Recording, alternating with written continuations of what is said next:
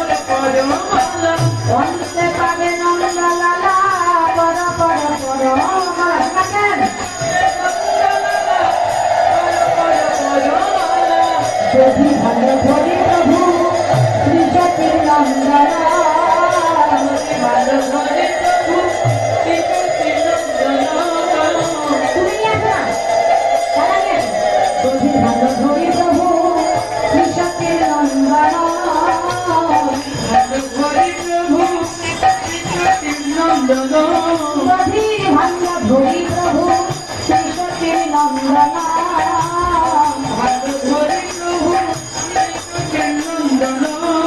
রঘুনন্দন করে কবিরায় অর্পণ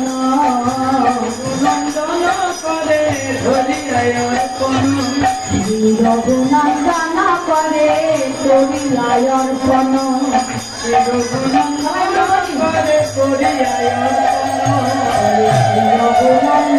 করে কবিরায় অর্পণ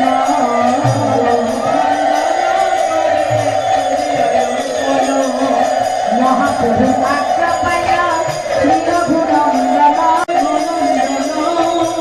সকল উপরে ভাঙ্গ কবিরা ধারণ আর যদি ভাঙ্গ ধরি প্রভু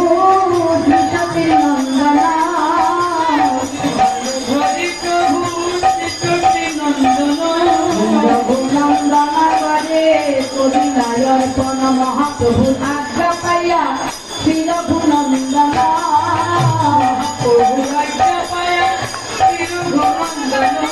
কীর্তন মণ্ডলী করে সপ্ত প্রদক্ষিণ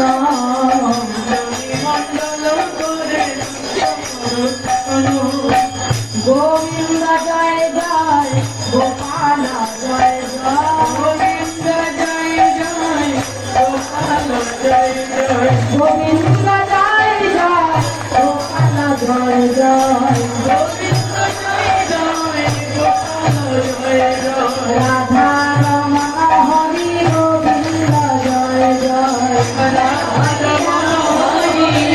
সরস্বতী মহান্ত গেল আপন আপন ঘর দ্বাদশ গোপালে গেল আপনা নগর অদ্বৈত প্রভু গেল ওই না শান্তিপুরে নিতাইয়ার গৌরইলা নদিয়া নগরে আরো যত ভক্ত গেল আপন ভবনে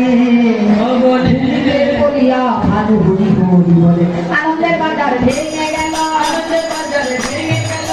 ভাগ্য বাজার দেখেছিল আনন্দের বাজার ভেঙে গেল বলিও নাথ বাবারে হরি বলো আনন্দের বাজার ভেঙে গেল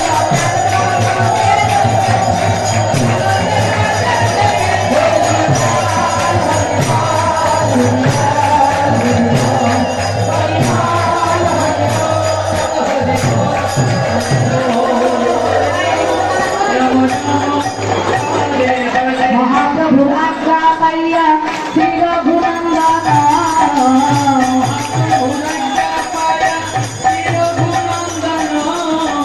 মহাপ্রভু আজ্ঞা পাইয়া